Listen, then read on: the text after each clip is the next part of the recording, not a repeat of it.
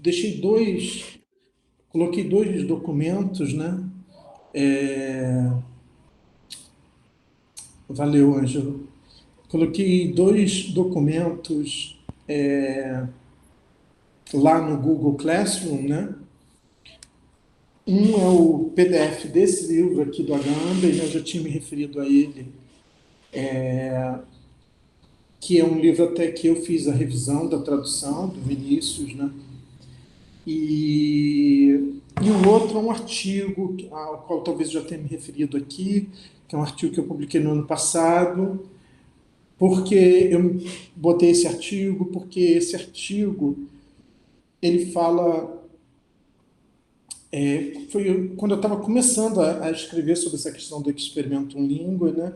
E esse artigo ele fala da referência do Agamben ao Heidegger. E essa referência ela volta na conferência sobre Lacan, né? E aí, se por acaso a gente chegar lá nesse momento do texto, talvez a gente chegue onde ele fala do Lacan, eu vou retomar algumas coisas que eu disse lá nesse artigo. E aí eu botei o artigo, porque aí no artigo tem a referência do texto do Heidegger, etc. Né?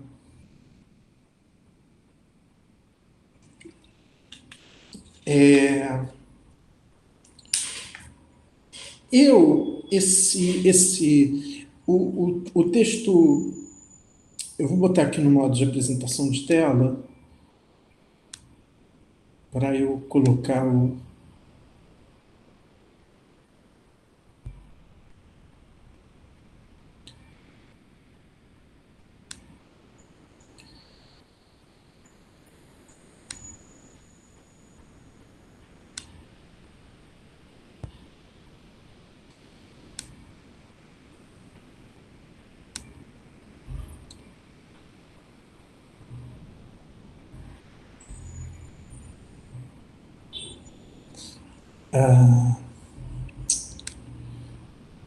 Deixa eu ver se.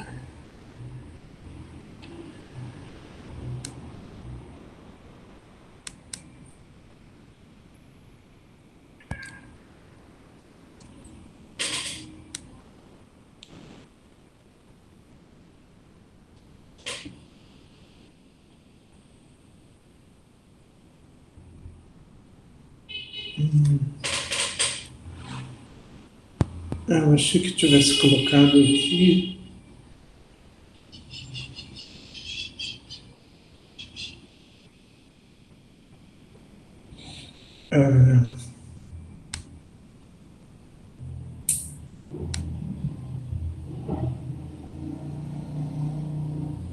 Ok.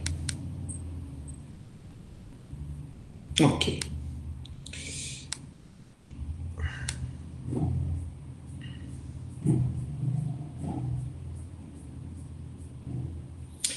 Então, esse texto é um texto de 1993, portanto, ele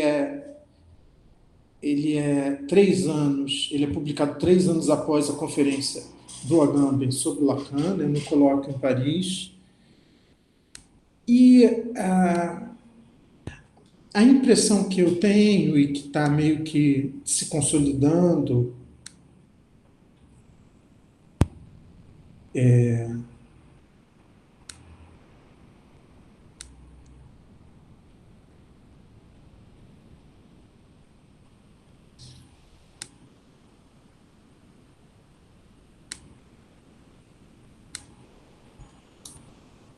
que,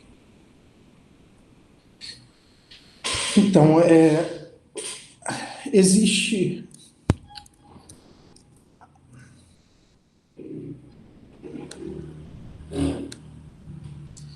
Então, a conferência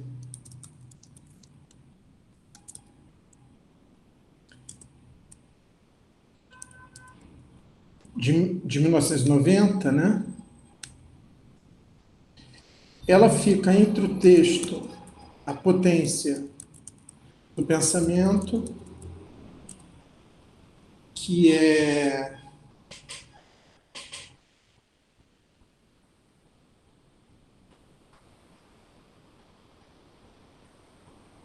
que é de 87, eu acho, 3 anos antes, né? E depois tem o Bartleby,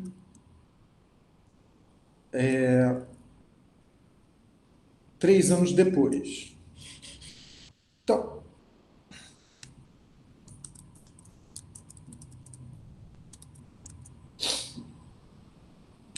a impressão que me dá é como se a conferência fosse uma espécie de intervalo entre esses dois textos, né?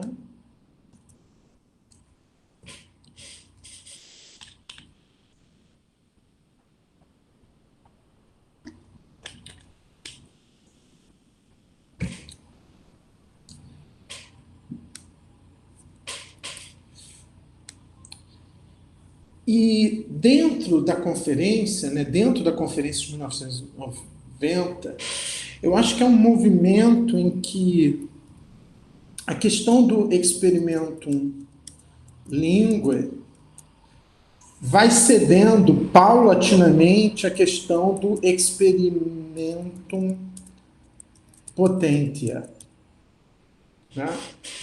Ou seja, o tema da linguagem ele vai sendo paulatinamente substituído dentro da própria conferência pelo tema da potência.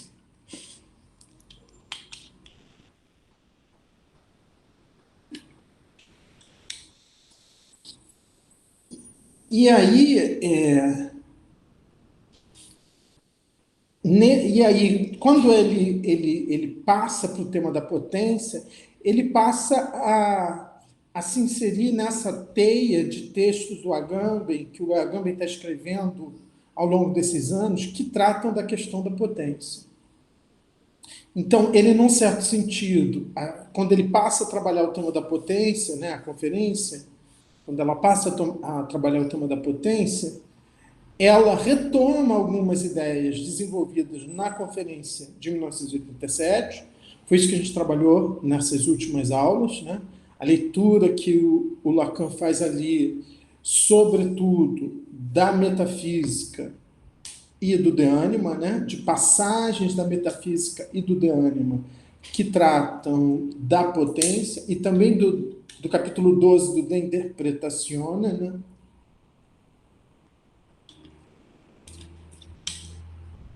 E, então, a conferência retoma essas questões e, ao mesmo tempo, antecipa questões que ele vai trabalhar, na verdade, no Bartleby ou da contingência. Sobre a potência e também sobre a escrita, né?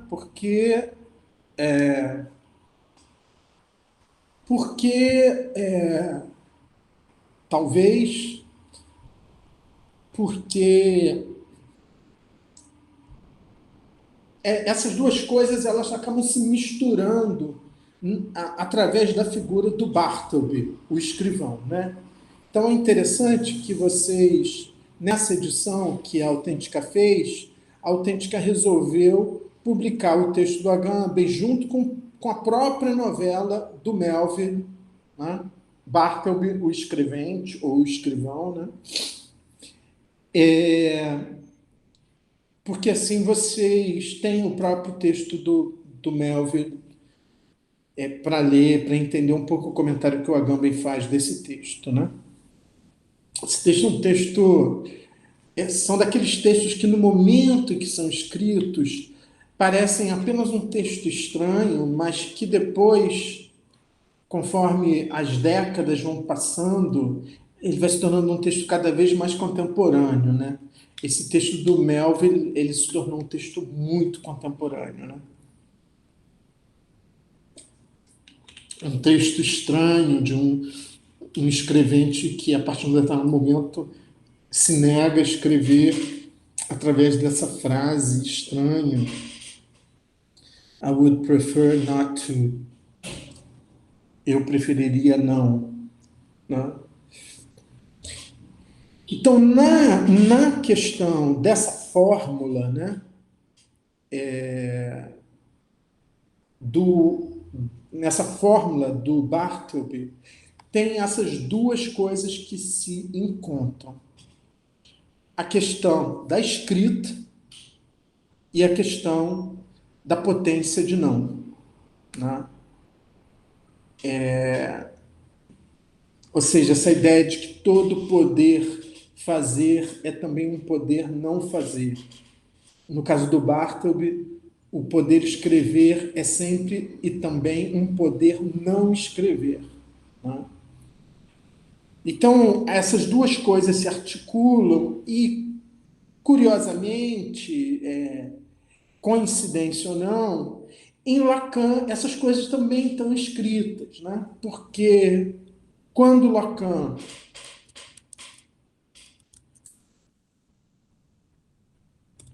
pera lá. Quando o Lacan no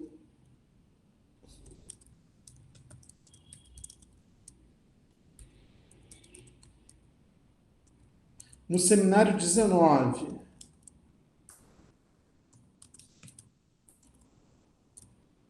que se chama pontinho, pontinho, pontinho, ou pior, reticências, né? Ou pior, quando ele vai trabalhar em cima da lógica modal do Aristóteles, ou seja, quando ele vai trabalhar com as categorias do necessário, do impossível, ou melhor, bom, não importa a ordem, né? Do possível, do impossível e do contingente, ele descreve isso de através de uma referência à escrita. Tá?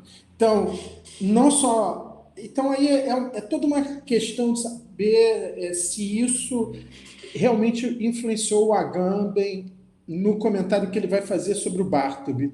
Vocês vão ver que lá no texto sobre o Bartleby, o Agamben não se refere nem ao Lacan, nem à psicanálise. Mas a referência ao Bartleby, né, ela é antiga na obra do Agamben. Eu uma vez participei de uma dissertação, de uma banca de uma dissertação de mestrado lá na UFOP, a Federal de Ouro Preto, de um rapaz que fez uma dissertação. A ideia era maravilhosa, embora a realização deixasse um pouco a desejar, mas a ideia era maravilhosa. Ele foi pegando todas as referências que o Agamben faz ao longo da obra dele ao Bartleby, né? Ele construiu uma dissertação assim. E foi ótimo para mim participar, porque muitas dessas referências eu nem conhecia. Não sabia, no texto do Agamben que eu nem conhecia, onde o Agamben se referia ao Bartleby, ou texto que eu já conhecia, mas que eu nem lembrava que o Agamben naquele texto se referia ao Bartleby. E esse rapaz foi fazendo esse levantamento e ao longo da dissertação ele vai comentando essas várias referências ao Bartleby em diferentes momentos da obra do Agamben, né? Então, o Bartleby, ele é uma referência constante, insistente na obra do Agamben, até que em 1993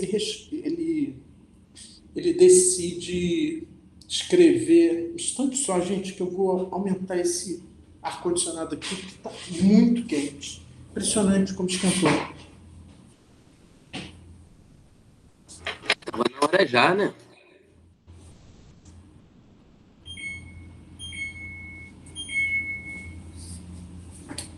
Desculpe, alguém falou alguma coisa? Não, não, só comentei que tava na hora de voltar a esquentar. Ah, tá. Nossa, mas aqui em Resende hoje está fazendo um calorão.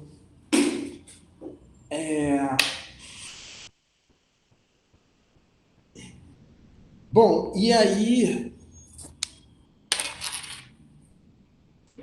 Então, eu acho que talvez se trate apenas de uma contingência, né?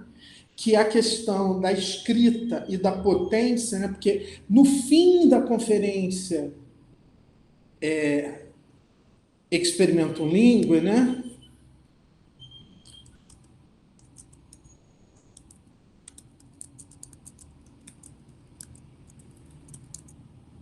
De 1990, o Agamben faz uma referência ao Bartleby, né? E aí, 3 anos depois, ele publica esse texto, Bartleby ou da Contingência. Né?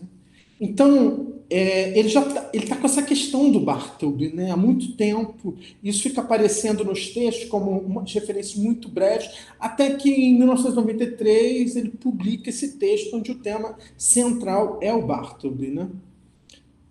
E, enfim, mas existe essa coincidência que a questão da potência e da escrita se encontram na interpretação que ele faz do Bartók, né? No caso ali, não é não existe uma teoria da escrita no Agamben. É uma coincidência, né? Ou seja, é uma coincidência, vamos dizer assim, é a escrita em termos fenomenais, né? A questão de que o Bartleby é um escrevente. Não existe um conceito de escrita, diferentemente do Lacan, onde a escrita, em Lacan, a escrita é um conceito. A escrita e a letra são conceitos, né? O Agamben não tem um conceito de escrita, né? O Lacan tem um conceito de escrita, né? Que atravessa a obra do Lacan e vai sendo modificada, inclusive, né? Mas, de qualquer modo, quando o Lacan descreve cada uma dessas categorias,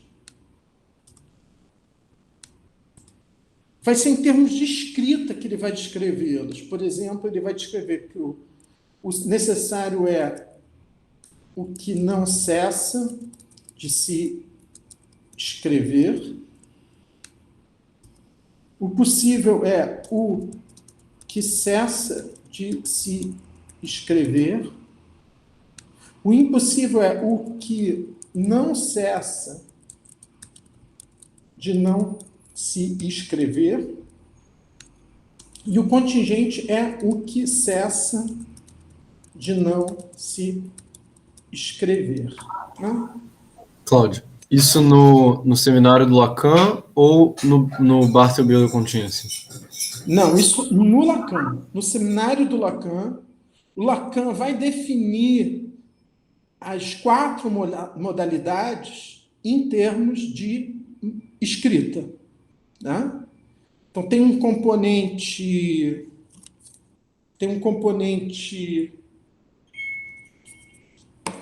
temporal aqui que varia, que é cessa, não cessa, e tem um componente que é a escrita, que é se escrever, não se escrever. É na combinação desses 2 termos, né, do cessar e do escrever, do não cessar e do não escrever, que ele vai descrever essa relação entre necessário, possível, impossível e contingente. Tá? Então, só que no Lacan, escrever, escrita, a gente vai falar um pouquinho sobre isso, né? Nas próximas aulas, talvez a gente tenha que desenvolver isso melhor com vocês, né? E ir lá no Seminário 19, né? Existe um conceito do que é escrita, do que é escrever, do que é letra em Lacan.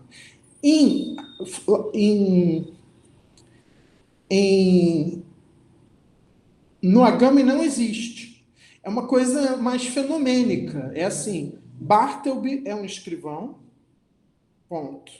Segundo ponto, Aristóteles descreve o pensamento em potência como uma tábua de cera, de uma tabuinha de se escrever. Gramateio. Né? Então, tem 2 coincidências aí. O Bartleby ser escritor um escritor ou um escrevente, melhor dizendo, né? Um escrivão que se nega a escrever, e o Aristóteles definia o pensamento em potência como uma tabuinha de escrever em que nada está escrito. Então, o Agamben ele parte de duas figuras, né, que são o Bartleby e essa metáfora aristotélica do pensamento como uma tábua de escrever em que nada está escrito, para articular a relação entre potência e escrita. Né? É isso que ele faz, o Agamben faz isso no Bartleby ou da contingência. E o Lacan, não, o Lacan vai pegar as quatro, ele não vai privilegiar o possível. Aliás, eu diria que dos quatro modos, o que tem menos importância para o Lacan é o possível, num certo sentido. Né? Para o Lacan, é muito mais importante definir o necessário, o impossível e o contingente. Enquanto que para o Agamben, o possível é o mais importante de todos. Né? Ou seja, o Agamben é um autor da possibilidade. Né? Assim, a possibilidade, o possível, a potência é a categoria fundamental da ética dele, né? Da ontologia dele, etc. Então, para o Agamben, o mais importante é o possível e o contingente. Por que o Professor, contingente? Diga. desculpe interromper. Nada, imagina. Me parece, pelo que eu sei de Lacan, assim, me parece que o possível em Lacan tem esse caráter de o que cessa de se escrever, né? É algo limitado, né? Algo, enquanto em Agamben me parece que tem uma relação mais com ato em Lacan, assim, algo de radical que propriamente atinge contingência, assim, que atinge algo de indeterminado, assim, não necessariamente, porque o possível em Lacan parece ser algo que está pré-estabelecido, sabe, que tem algo de, por isso que não tem tanto esse enfoque, assim, mas ao mesmo tempo em Lacan você tem isso, assim, o ato como aquilo que tá no impossível, né, tá naquilo que não propriamente se faz dentro das possibilidades, assim. Queria que o senhor comentasse isso. Eu não sei a partir de onde você está dizendo isso sobre o possível em Lacan. Eu acho que Uhum. o contingente, com certeza, está relacionado ao ato. Uhum. Isso concordaria com você. Ou seja, o ato implica, de algum modo, que algo cessa de não se escrever. Acho que o ato está sempre na ordem da contingência para o Lacan. Agora, isso que você falou do possível em Lacan, eu não entendi. Você está dizendo isso a partir do quê? De que referência em Lacan? Bom, eu estou lendo agora a ética da psicanálise, e daí ele vai comentar um pouco sobre como a ética em Aristóteles se faz através de categorias lógicas, né? Então, é, não, até certo sentido, eu não sei, eu posso estar falando besteira. Eu não tô afirmando nada sobre o Lacan, porque é um autor muito difícil mesmo de tratar assim, principalmente em período, assim, tipo. Mas me parece que o possível tem esse lugar mesmo, assim, de aquilo que só se faz dentro de um determinado hortus logos, que ele chama, né, que é tipo o discurso retilíneo, assim, Sim, sim. e nesse sentido é limitado, né, mas assim, limitado em Lacan aqui, não em Agamben, sabe, porque em Agamben parece que tem esse caráter de potência que entra no contingente, né, talvez, não sei. Então, no Agamben, eu diria que já aqui no experimento língua, mas sobretudo no Bartleby da contingência, ele vai mostrar que existe uma relação necessária de interdependência entre o possível e o contingente.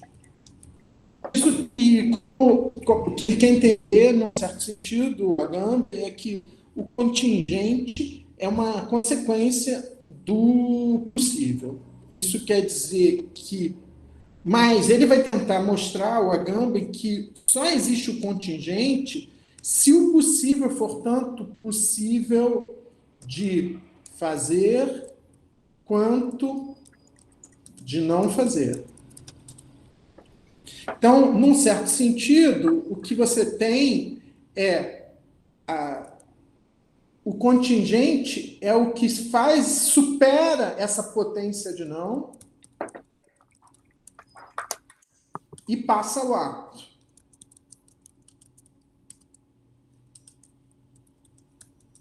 Por que existe Por que o contingente é contingente? Porque tudo que eu posso fazer, eu também posso não fazer. Então, se eu faço, é contingente, porque eu poderia não ter feito. Então, o contingente para que eu assegure o contingente, eu tenho que assegurar a potência de não. Porque senão o contingente não é contingente. Se a potência fosse só potência de fazer, isso que ele fala várias vezes isso, o Agamben, né? Eu necessariamente passaria ao ato. Ou seja, eu tenho que garantir a possibilidade de não passar ao ato. Porque, garantindo a possibilidade de não passar ao ato, o contingente é aquilo que supera essa possibilidade, essa potência de não. É isso que ele está trabalhando, ele começa a desenvolver no experimento língua, na conferência, e que ele vai desenvolver mais profundamente no texto sobre o Bartleby. Então, essa é a relação, eu acho, entre o possível e o contingente. Enquanto que no Lacan, a relação do contingente não é com o possível, a relação do contingente é com o impossível.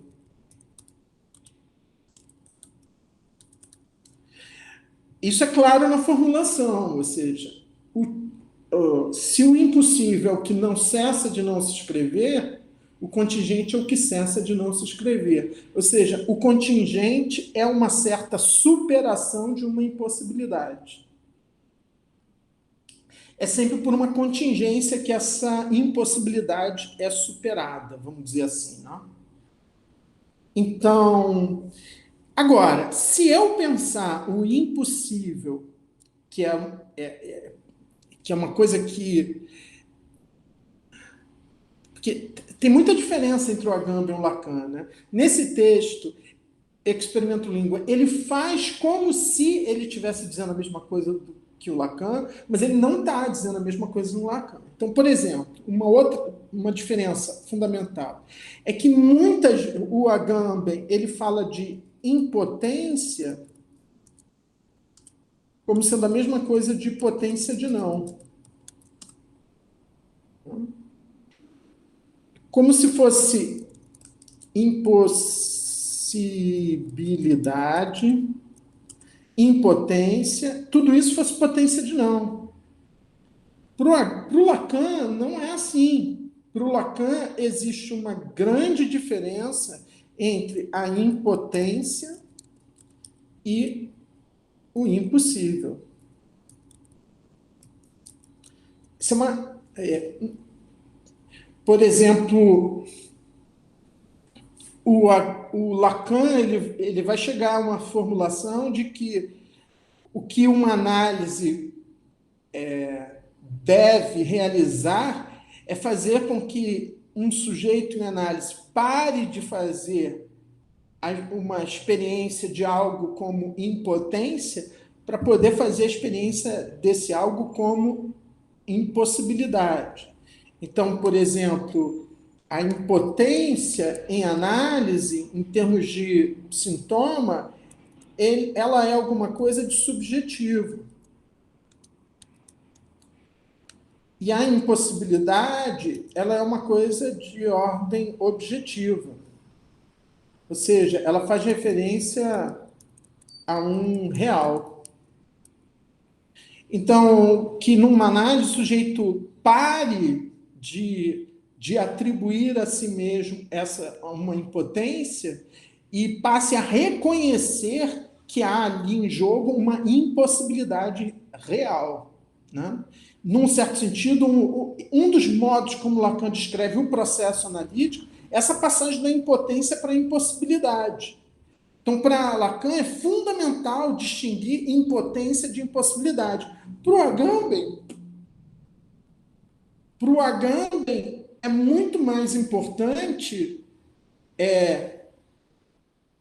isso aqui, né, que ele pega lá no Aristóteles como a dinamia. A dinamia tanto pode ser traduzido como impossibilidade como impotência, mas o que é o fundamental para o Agamben é pensar a dinamia como potência de não. E muitas vezes ele força a barra do texto do Aristóteles, mesmo ali onde todo mundo vai ler a dinamia enquanto impossibilidade, ele vai ler como potência de não. Ele, Agamben, vai ler como potência de não. Então, na verdade, tem um emaranhado aí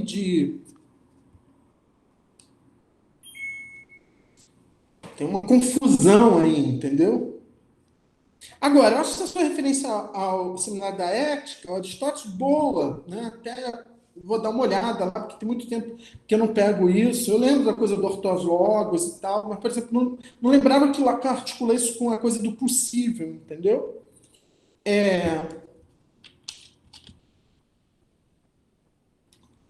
Sua Mas resposta foi muito boa, eu professor. vou dar uma Obrigado.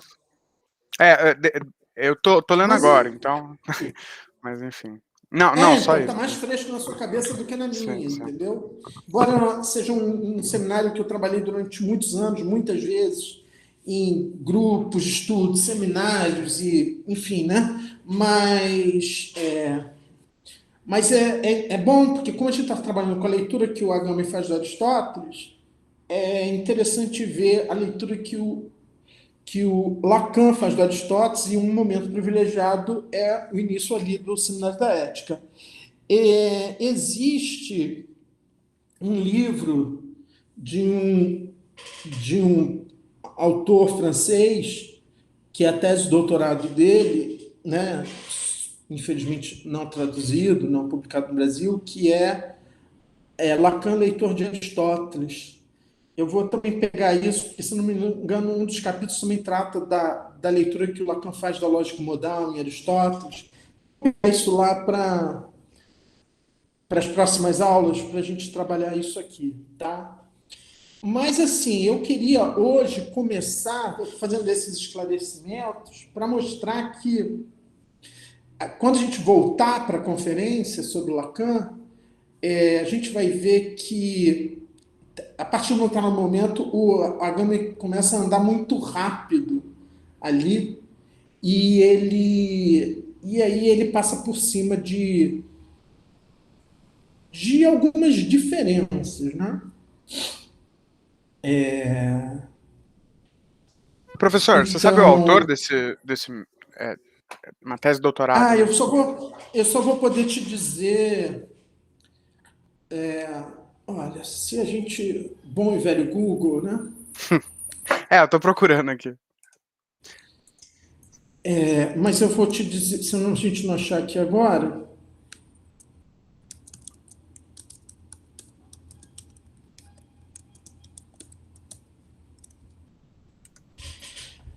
esse aqui, ó, tá vendo?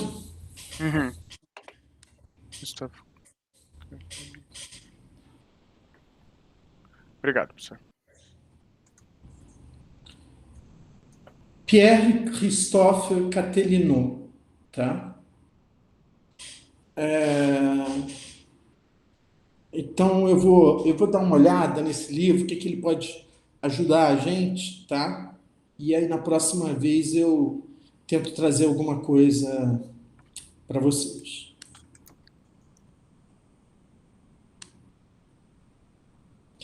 Então, aqui, por exemplo, no caso do necessário, que não cessa de se escrever, vamos dizer assim, que é em Lacan a lei, o universal, etc., né? O falo. E aí o impossível, porque tem Lacan vai usar muito essa lógica, né, modal para pensar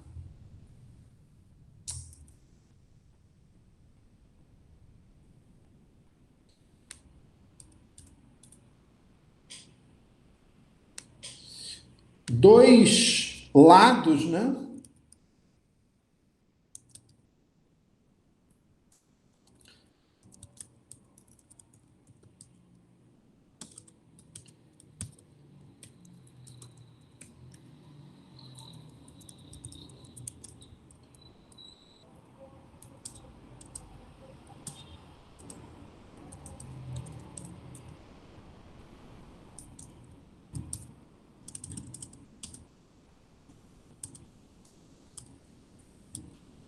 Como se o necessário e o possível tivessem do lado masculino da tabela e o impossível e o contingente estivessem do lado feminino da tabela. Tá?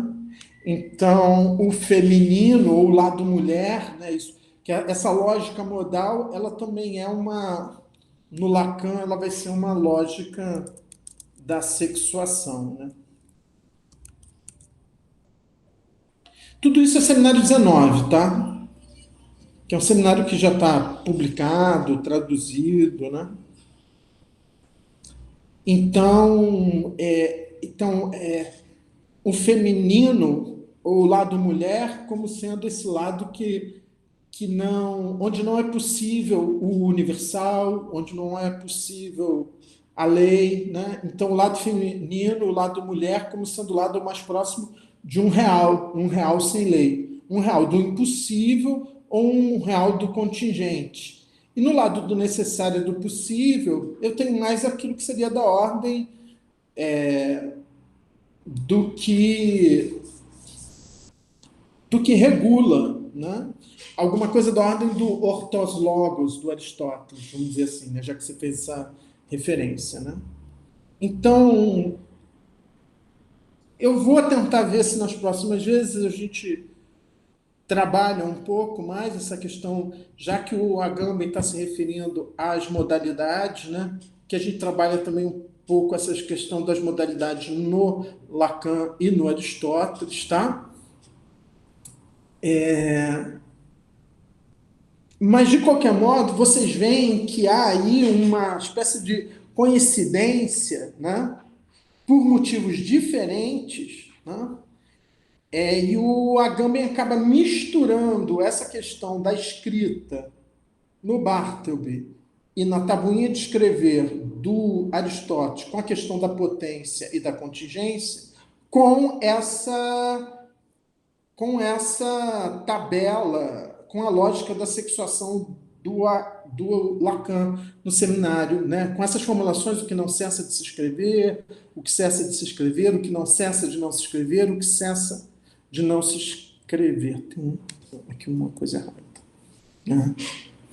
Então, agora, de qualquer modo, eu acho que a questão da língua, do experimento língua, né, ela vai cedendo lugar na conferência para a questão da escrita e da potência. Né? Tanto é que a questão do experimento língua, ela fica meio esquecida nessa segunda parte da conferência, e aí ela volta no final, meio assim, de repente. Né? Mas eu acho que a questão que toma conta mesmo da conferência é a questão da potência a partir da metade, vamos dizer, mais ou menos da metade da conferência. Tá? Então, assim, aqui eu marquei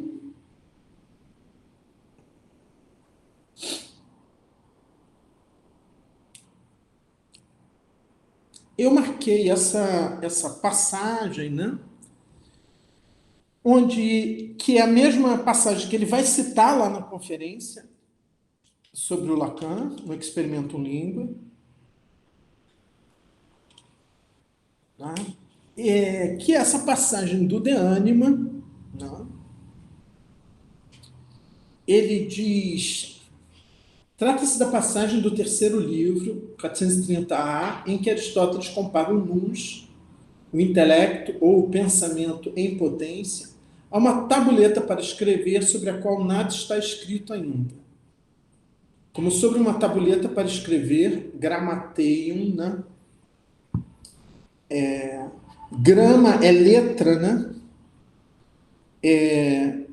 Gramata é plural, né? Letras, né?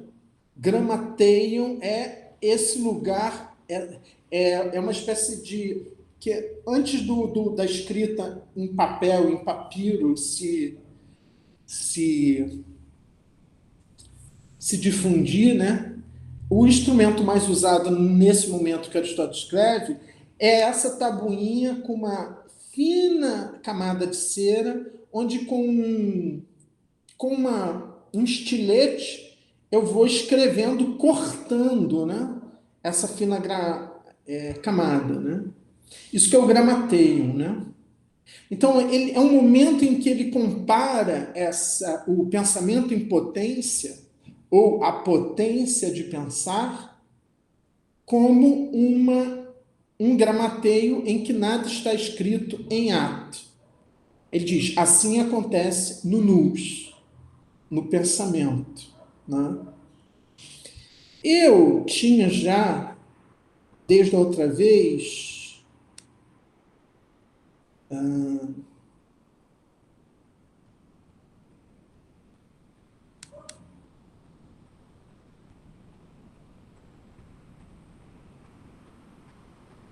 já tinha preparado essa passagem.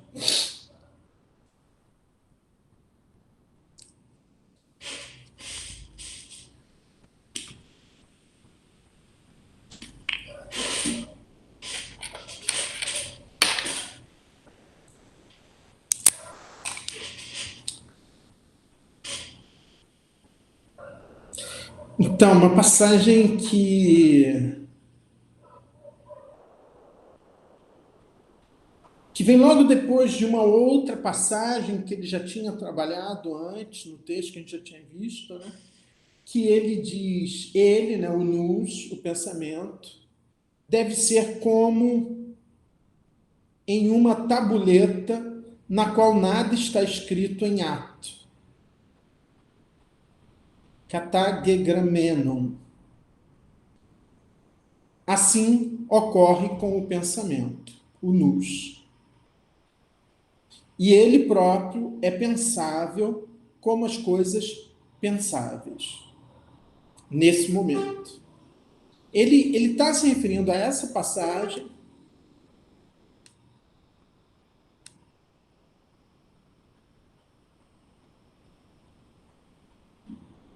e aí ele diz, ele faz referência a isso que eu expliquei aqui na coisa da tabuleta, né? Ele diz o seguinte, a dificuldade que Aristóteles procura contornar com a imagem da tabuleta é de fato aquela da pura potência do pensamento, e de como seja concebível a sua passagem ao ato. Pois, se o pensamento já tivesse em si alguma forma determinada, já fosse sempre alguma coisa, como é uma coisa, tabuleta para escrever, ele necessariamente se manifestaria no objeto inteligível e impediria, assim, a sua intelecção. Por isso, Aristóteles tem o cuidado de especificar que o nous não tem outra natureza senão a de ser em potência.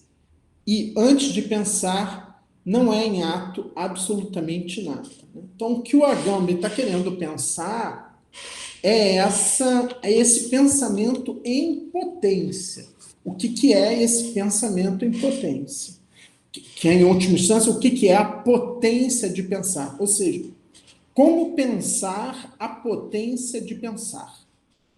Ou como o pensamento pode pensar a sua própria potência? Por que isso interessa a ele? Porque esse pensamento da própria potência não pode assumir nenhum tipo de figura, porque senão já seria alguma coisa. e não a pura potência de pensar. Então, por isso que ele faz recurso a essa imagem da tabuleta. Isso vai gerar depois, nessa passagem, ela vai gerar na modernidade aquela ideia da tábula rasa, né? Ele faz referência a isso no texto, né, e tal. Então ele diz: a mente é, portanto, não uma coisa, mas um ser de pura potência. E a imagem da tabuleta para escrever, sobre a qual nada ainda está escrito, serve precisamente para representar o modo em que existe uma pura potência. Toda potência de ser ou de fazer algo é, de fato, para Aristóteles, sempre também potência de não ser ou de não fazer. Dynamis me einan me energem. Uma vez que, de outro modo, a potência passaria desde sempre ao ato e com este se confundiria, segundo a tese dos megálicos, refutada explicitamente por Aristóteles no livro Teto da Metafísica. Então, ele retoma as questões que ele já tinha trabalhado no texto A Potência do Pensamento e na conferência Experimentum Lingua, né? Acrescentando agora essa questão da tabuleta de escrever, do gramateio. Né? Essa potência de não é o segredo cardeal da doutrina aristotélica sobre a potência, que faz de toda potência por si mesma uma impotência. E aí ele cita aquela passagem que toda potência é ao mesmo tempo impotência em relação ao mesmo. Né? Essa que ele longamente analisou lá na conferência A Potência do Pensamento e que ele retoma na conferência sobre o Lacan. Como o arquiteto mantém sua potência de construir mesmo quando não a coloca em ato, e como o tocador de cítara é tal porque também pode não tocar a cítara, assim, o pensamento existe como uma potência de pensar e de não pensar, como uma tabuleta encerada sobre a qual nada ainda está escrito. Isso é o intelecto possível dos filósofos medievais. E como a camada de cera sensível é de repente gravada pelo estilete do escriba, assim também a potência do pensamento, que em si não é algo, deixa de vir o ato da inteligência, o ato do pensamento. Né? Então, vocês veem que, em relação à conferência A Potência do Pensamento, a única diferença aqui é essa introdução dessa questão de como o pensamento pode pensar a sua própria potência. E o recurso à imagem da tabuleta de cera, do gramateio, para poder pensar isso. Tá? Então, vocês veem que ele continua nesse mesmo universo de referências ao Aristóteles, né? Mesmo que ele incremente isso agora aqui nesse texto com uma série de comentadores antigos e medievais, tá? Ele continua no mesmo universo de referências, né? Então ele fica insistindo, né? Sim, Bernardo.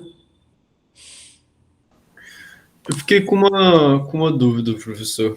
Porque quando ele diz que o pensamento existe como potência de pensar e de não pensar, e depois ele diz que a potência do pensamento, que em si não é algo, deixa de vir o ato de inteligência, então essa existência, que ele diria que a existência do pensamento é a existência de uma potência. Ele não entende a existência como algo que é já em ato. Isso quer dizer que é fundamental que a potência seja algo, mesmo que ela não seja algo em ato. Quer dizer, num certo sentido, ele tem razão quando ele insiste no fato de que potência é, para Aristóteles, um dos modos como ser se diz. Portanto, potência também é ser.